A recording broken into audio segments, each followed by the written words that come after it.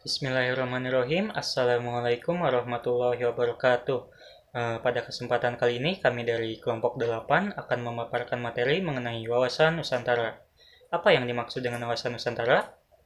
Menurut Profesor Dr. Ron Usman, wawasan Nusantara adalah cara pandang bangsa Indonesia mengenai diri dan tanah airnya sebagai negara kepulauan dengan semua aspek kehidupan yang beragam.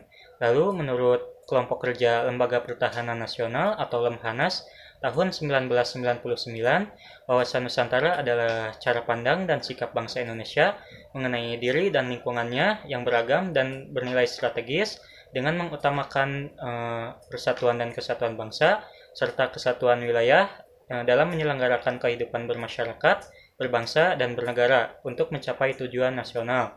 Lalu menurut TAP MPR tahun 1993 dan 1998 mengenai GBHN atau Garis-Garis Besar Haluan Negara, wawasan Nusantara adalah cara pandang dan sikap bangsa Indonesia mengenai diri dan lingkungannya dengan mengutamakan persatuan dan kesatuan bangsa serta kesatuan wilayah dalam menyelenggarakan kehidupan bermasyarakat, berbangsa, dan bernegara untuk mencapai tujuan nasional. Nah, dari beberapa pengertian tadi, kita dapat menyimpulkan bahwasannya wawasan Nusantara adalah cara pandang dan sikap bangsa Indonesia mengenai diri dan lingkungannya dengan mengutamakan persatuan dan kesatuan. Yang berikutnya yaitu mengenai unsur dasar wawasan Nusantara.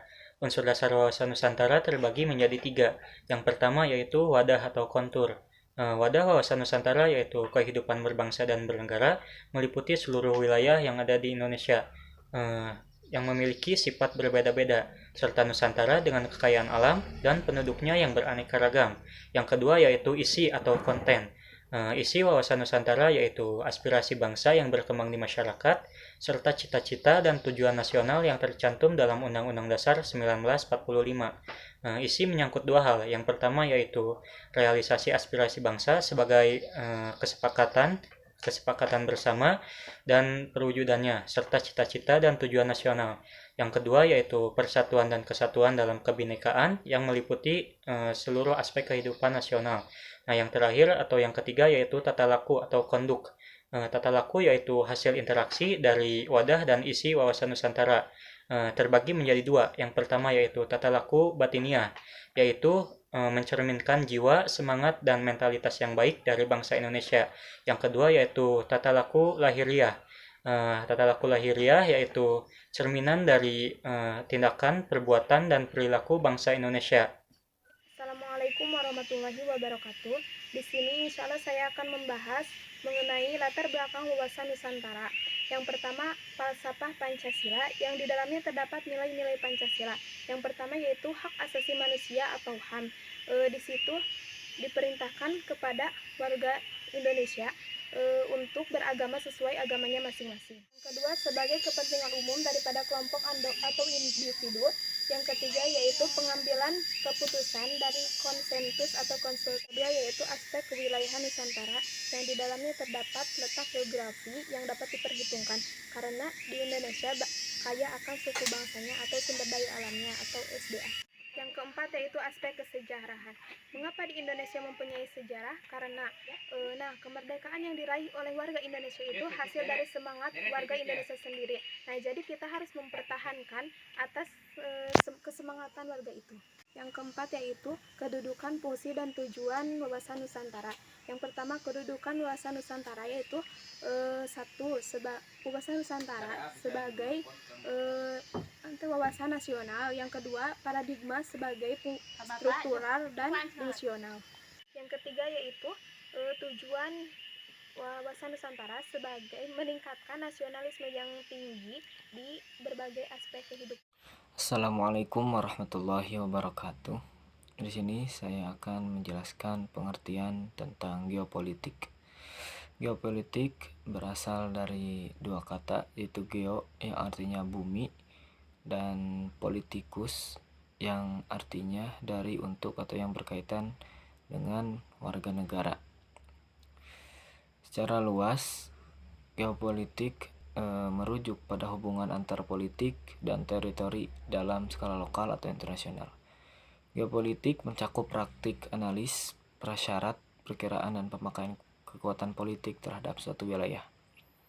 Secara spesifik, Geopolitik merupakan metode analisis kebijakan luar negeri yang berupaya memahami, menjelaskan, dan memperkirakan perilaku politik internasional dalam variabel geografi. Variabel geografis tersebut umumnya mengarah pada lokasi geografis negara atau negara yang dipertanyakan, ukuran negara yang terlibat, iklim wilayah tempat negara tersebut berada, topografi wilayah, demografi, sumber daya alam, dan perkembangan teknologi.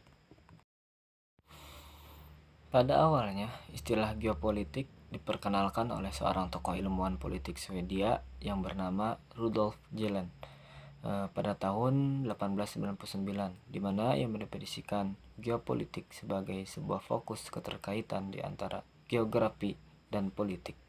Baik, untuk selanjutnya yaitu teori tentang geopolitik. Istilah geopolitik awalnya sebagai ilmu bumi politik, kemudian berkembang menjadi pengetahuan tentang sesuatu yang berhubungan dengan konstelasi ciri khas negara. Teori geopolitik kemudian berkembang menjadi konsepsi wawasan nasional. Oleh karena itu, geopolitik selalu mengacu pada wawasan nasional. Yang pertama, ada macam-macam pendapat para ahli tentang teori geopolitik. Yang pertama, oleh Friedrich Ratzel, bahwa negara itu sebagai organisme hidup. Negara identik dengan ruang yang ditempati oleh sekelompok masyarakat. Yang kedua, menurut Rudolf Gehlen, bahwa negara adalah satuan politik yang menyeluruh serta sebagai satuan biologis yang memiliki intelektual. Yang selanjutnya yaitu teori geopolitik menurut Karl Haushofer, yaitu untuk menjadi jaya, suatu bangsa harus mampu menguasai benua-benua di dunia. Ia berpendapat bahwa pada hakikatnya dunia dapat dibagi atas 4 wawasan benua, pan-region, dan dipimpin oleh negara unggul. Selanjutnya, menurut Alfred Thayer Mahan, bahwa konsepsi geopolitik dapat dibentuk dengan memperhatikan serta mempertahankan sumber daya laut, termasuk akses ke laut. Kemudian yang terakhir dari pendapat Guy Douhet dan William Mitchell, bahwa kedua orang ini mencita-citakan berdirinya angkatan udara. Dalam teorinya disebutkan bahwa kekuatan udara mampu beroperasi hingga belakang lawan, serta kemenangan akhir ditentukan oleh kekuatan udara. Adapun peran atau fungsi dari geopolitik diantaranya adalah sebagai usaha untuk menghubungkan kekuasaan suatu negara dengan potensi alam yang tersedia, lalu untuk menghubungkan kebijaksanaan suatu negara dengan situasi dan kondisi alam. Berikutnya yaitu untuk menentukan bentuk dan corak politik dalam dan luar negeri, serta untuk menggariskan pokok-pokok haluan negara, misalnya pembangunan. Lalu sebagai usaha untuk meningkatkan posisi dan kedudukan suatu negara berdasarkan teori negara sebagai organisme ataupun teori geopolitik lainnya. Lalu yang terakhir yaitu untuk membenarkan tindakan-tindakan ekspansi yang dilakukan oleh suatu negara. Baik, untuk yang terakhir yaitu wawasan Nusantara sebagai geopolitik Indonesia. Kembali kepada pengertian yang pertama yaitu wawasan Nusantara, bahwa wawasan yaitu wawas atau mengawas. Jadi cara kita melihat terhadap sesuatu atau bisa disebut dengan cara pandang seseorang. Nah, cara pandang kemana? Yaitu ke Nusantara. Nusantara adalah kata lain dari Indonesia atau bisa disebut dengan negara kepulauan, yaitu Indonesia. Jadi wawasan Nusantara adalah cara pandang warga negara Indonesia terhadap negara Indonesia.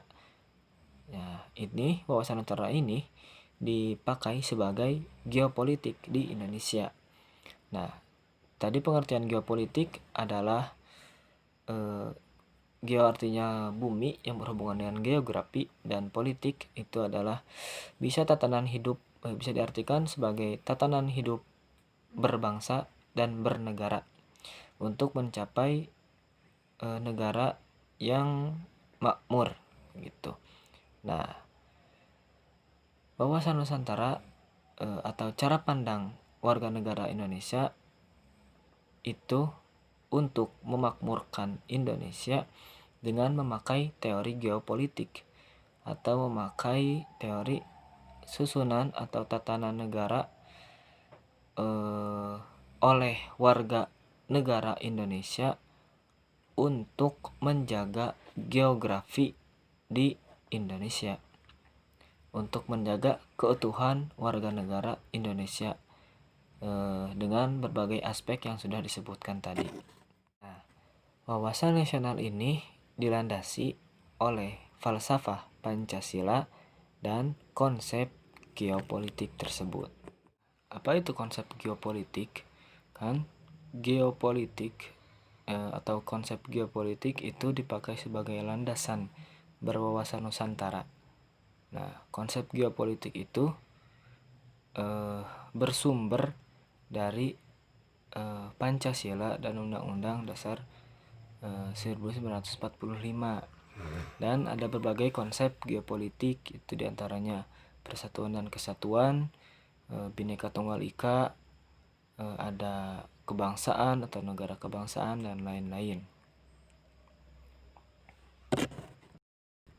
Nah, adapun pelaksanaan geopolitik di Indonesia sejak wawasan Nusantara diresmikan oleh MPR dengan TAP MPR nomor 4 tahun 1973 yang meliputi 4 aspek: perwujudan Kepulauan Nusantara sebagai satu kesatuan ekonomi, perwujudan Kepulauan Nusantara sebagai satu kesatuan sosial budaya, perwujudan Kepulauan Nusantara sebagai satu kesatuan pertahanan dan keamanan. Baik, dapat dari kesimpulan bahwa wawasan Nusantara atau dapat diartikan sebagai cara pandang negara Indonesia terhadap negara itu sendiri, yaitu dengan berlandaskan falsafah Pancasila dan konsep geopolitik. Mengapa kita membahas wawasan Nusantara kemudian membahas geopolitik? Karena wawasan Nusantara itu menggunakan konsep geopolitik. Mungkin hanya itu yang dapat kami sampaikan, kurang dan lebihnya mohon dimaafkan. Wassalamualaikum warahmatullahi wabarakatuh.